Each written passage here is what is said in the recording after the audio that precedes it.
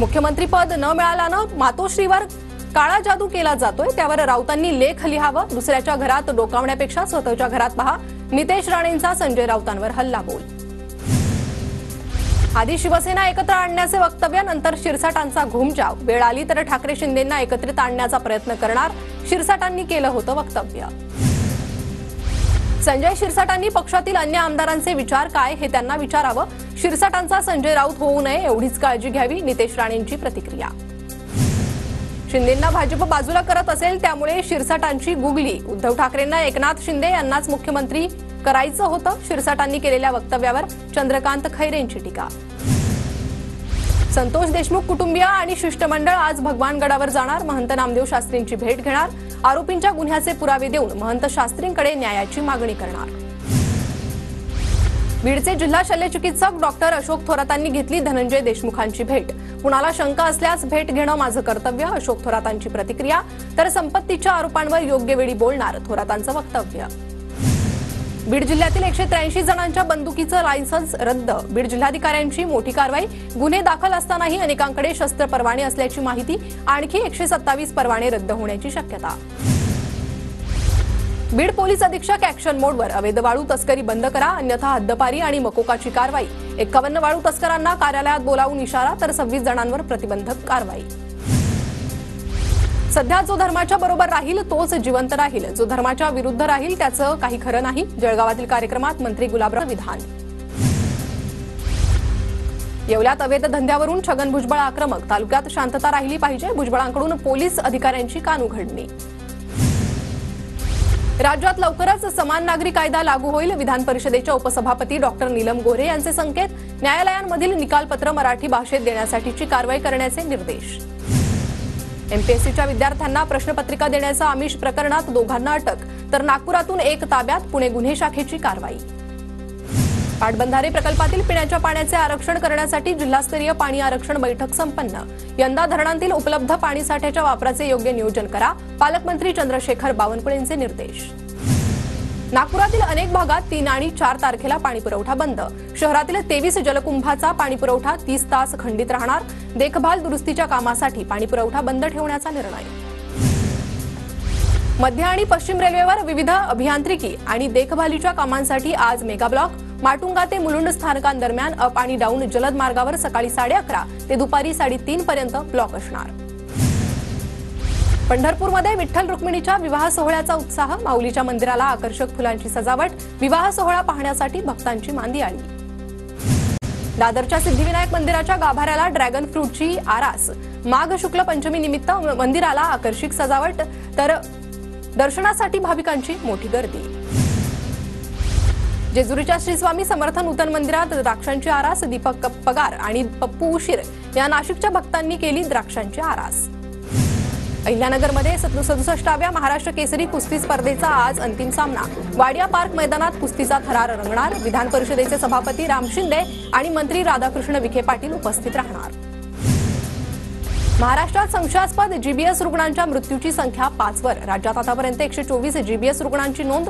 पाण्याचे नमुने तपासणीसाठी पाठवण्यात आलेत. पुणे नागपूरनंतर अमरावतीत जीबीएसचा शिरकाव. दर्यापूर आणि पथरोटमध्ये जीबीएसचे 2 संशयित रुग्ण आढळले. 16 वर्ष वयोगटाच्या आतील दोघांवर उपचार सुरू. पुण्याच्या ससून रुग्णालयात उपचार सुरू असलेल्या 20 जीबीएस रुग्णांपैकी 5 रुग्णांना डिस्चार्ज, तर 9 रुग्ण नवीन आढळले. ई चार्जिंग स्टेशनबाबतचं धोरण अंमलात आणा. गृहनिर्माण संस्थांबाबत उच्च न्यायालयाचे निर्देश. मुंबईत 5 आणि 6 फेब्रुवारीला 30 तास पाणीपुरवठा बंद. माहीम, वांद्रे, अंधेरी, कुर्ला, भांडूपमध्ये पाणी बंद असणार. पुणे पालिकेतील अधिकारी आणि कर्मचाऱ्यांची पालिका बायोमेट्रिक हजेरी तपासणार. त्यामुळे वेळेवर हजर नसलेल्या कर्मचाऱ्यांच्या वेतनात कपात होणार. कराड तहसील आणि शासकीय कार्यालयात बायोमेट्रिक प्रणाली बसवण्याची मागणी. भ्रष्टाचार विरोधी जन आंदोलन न्यासाचे जिल्हाध्यक्ष प्रीतम हत्तेकरी यांचं साताऱ्याच्या जिल्हाधिकाऱ्यांना निवेदन. वेळेवर हजर न होणाऱ्या कर्मचाऱ्यांवर कारवाईची मागणी. मुदतीत नियुक्ती न स्वीकारल्यानं 45 उमेदवारांची नियुक्ती रद्द. सामान्य प्रशासनाचा निर्णय. महाराष्ट्र राजपत्रित गट ब सेवा मुख्य परीक्षा 2023च्या निकालानुसार 164 उमेदवारांची सहाय्यक कक्ष अधिकारी म्हणून करण्यात आली होती नियुक्ती. पुणे मेट्रोसाठी अर्थसंकल्पात 837 कोटींची तरतूद. पीसीएमसीने ते निगडी आणि स्वारगेट ते कात्रज मेट्रो मार्गिकांच्या कामांना वेग येणार. पुण्यात बालाजीनगर मेट्रो थांब्यासाठी मेट्रोकडून भारती विद्यापीठ पोलीस ठाण्याच्या जागेची मागणी. थांब्यासाठी भारती विद्यापीठ पोलिसांना पत्र.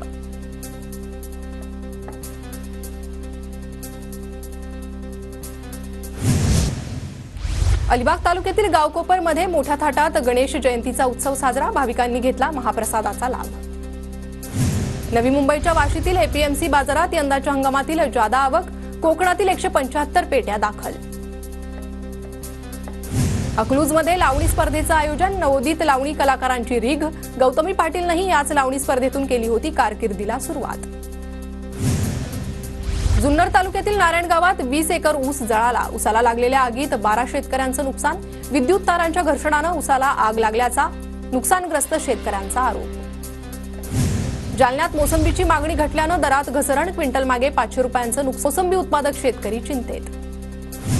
आरटीई प्रवेशासाठी जालना जिल्ह्यात 5000पेक्षा अधिक अर्ज. तर आरटीई प्रवेशाच्या एकूण 2086 जागा. आज अर्ज करण्याचा शेवटचा दिवस. साताऱ्यात माजी कारखान्याच्या शेतकरी सभासदांचा स्नेहमेळावा संपन्न. सह्याद्री सहकारी साखर कारखान्याच्या पंचवार्षिक निवडणुकीच्या पार्श्वभूमीवर मेळावा संपन्न. नागरिकांच्या सुरक्षेसाठी धाराशिव जिल्ह्यात 7000 सीसीटीव्ही कॅमेरे बसवले जाणार. शहरात अवैध गोष्टींना आळा बसवण्यासाठी विशेष पोलीस महानिरीक्षकांचा आढावा.